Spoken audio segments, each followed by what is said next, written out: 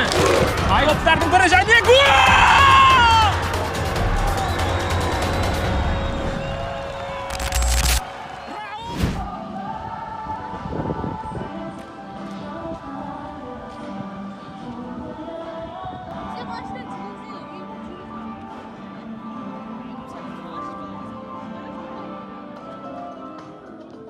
Ассалаумағалейкум достар. Бұл 90+7 арнасы және бүгінгі бізде Қазақстан премьер-лигасының кезекті ойындары өткелі отыр. Нақтырақ айтатын болсақ, Атырау қаласында Мұнайшы стадионында Атырау және Жетісу командалары ойнағалы отыр. Сіздермен бірге бүгін осы ойынға баспасөз қызметі ретінде қатысқалы отырмын. Бұл да мен үшін бір жаңа тәжірибе, жаңа бір дүние, тылсым дүние болғалы отыр. Сондықтан бұл матчты бірге тамашалайық, матчтың нәтижесі қалай болатынын бірге көрейік, матч қалай өрбитінін және соңында кім жеңіске жетіп шығатынын бірге анықтайық. Өкінішке қарай тек қана қақпаның артында ғана тұруға рұқсат берілді. Енді бұл да болса жақсы, бұл да болса бұған да қанағат дейміз.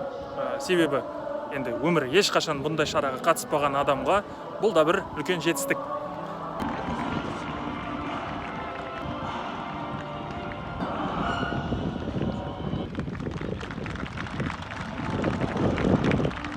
Командалар алаңға шықты. Ендігі санаулы сәттерден кейін матч басталмақшы. Атырау футбол клубына тек қана сәттілік тілейміз. Бұл өте маңызды ойындардың бірі. Себебі Дидар Сыдықбек келгелі берде, Қуаныш Қабдолов бас бапкер қызметін атқарғалы берде, команда бірнеше ойын өткізді. Сол ойынның барлығында жеңіліп қалған еді. Ендігі турнирлік кестедегі тікелей конкуренттерінің бірі Жетісумен ойын өткізгелі отыр.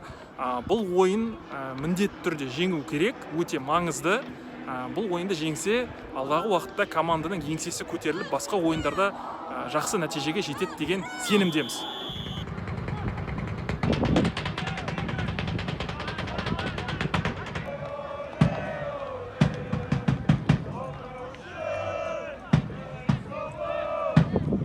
Ойынның тек 10 минут өтті. Әзірге Жетісу командасы кішкене сенімдірек көрінеді, бірақ бұл уақытша ғана көрініс деп сенемін өз басым.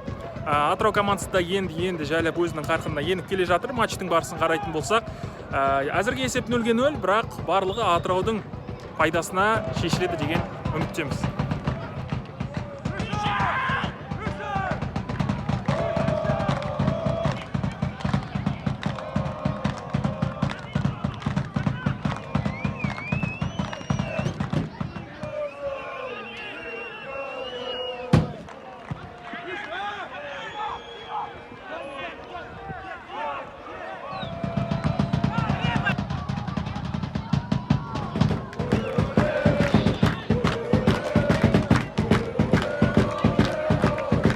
Әзірге Атырау командасы жақсы ойнап келе жатыр деп айта аламыз. Есеп әзірге өзгерген жоқ. Дей тұрғанмен кейбір қарқынды шабуылдар жасалып жатыр. Бұның өзі ойынның жалпы сұлбасы жақсарып келе жатқанының көрсеткіші деп сенеміз.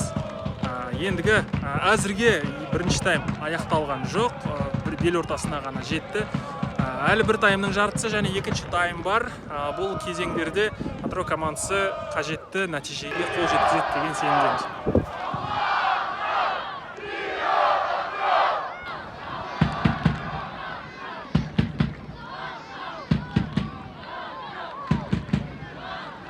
Алғашқы тайм аяқталды, есеп 0-0, әзірге жеңімпаз анықталған жоқ. Екінші кезеңді күтейік, бәлкім екінші кезеңде жалпы ойынның реті, ойынның сұлбасы өзгере жатар.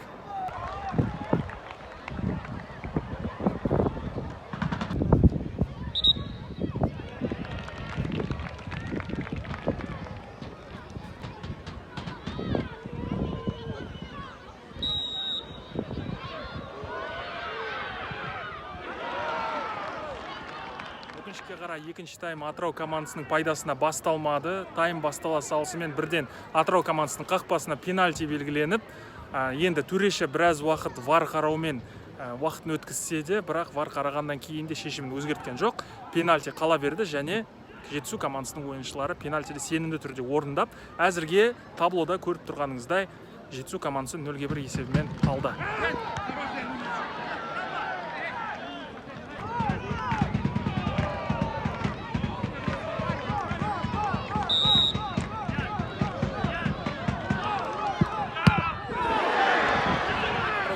Гол жібергеннен кейін лап беріп шабуылға кетеді деп өзім ойлаған едім. Әзірге Атырау командасының ондай қатты бір шабуылдары көрінбейді. Енді жеңіске жету үшін шабуыл жасау керек. Гол салу үшін шабуылдар болу керек, ал Атырау командасында әзірге шабуыл үйлесіп жатқан жоқ, өкінішке қарай. Өте қауіпті сәт болды. Ян Труфановтың соққысынан кейін доп бұрыштамаға кетіп отыр. Атыраудың әлі де мүмкіндіктері бар, уақыт бар, сондықтан командаға сенеміз.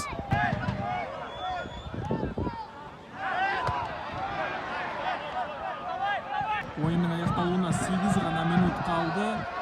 Дейтұрғамен Атырау командасы шабуылдап, гол салуға тырысып жатыр. Заза Цискишвилидің соққысынан кейін доп бұрыштамаға кетіп отыр. Қазір қауіпті бұрыштама.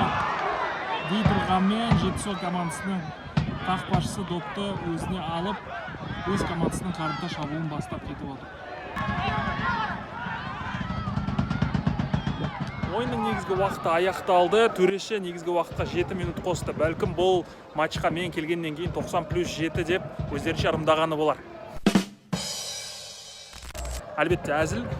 Команда жеңіліп жатыр. Атырау командасына міндетті түрде гол соғу керек. Осы 7 минутты қолдана отырып, міндетті түрде бұл ойында жеңбесе де құтқаруға тырысу. Атырау командасының соңғы мүмкіндіктерінің бірі 90+, қазір нешінші минут екенін нақты айта алмаймыз, бірақ соңғы ақырғы шабуылдардың бірі.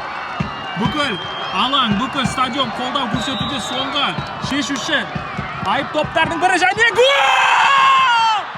Керемет! Гол!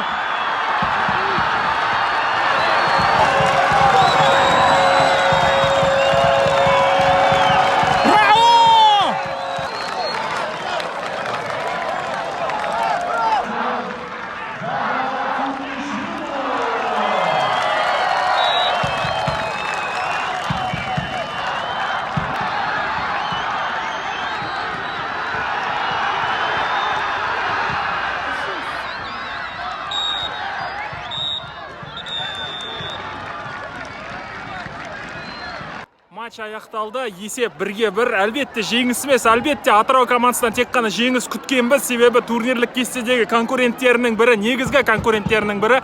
Дейтұрғамен команда жеңіліп жатып, ең соңғы минуттарда 95-ші яки 6-шы минуттарда айып тобынан кереметте соққы жасап Заза Цискишвили есепті теңестірді. Бұл маусымдағы Атыраудың алғашқы тең ойыны, сондықтан бір ұпай болса да оған да қанағат. Алдағы ойындарда жеңіс жолына еніп, Атырау командасы бірыңғай 3 ұпайлар алады деген сенеміз. Бұл да бір жағымды эмоциялар, сондықтан осы нәтиже үшін де командаға үлкен мол алғыс.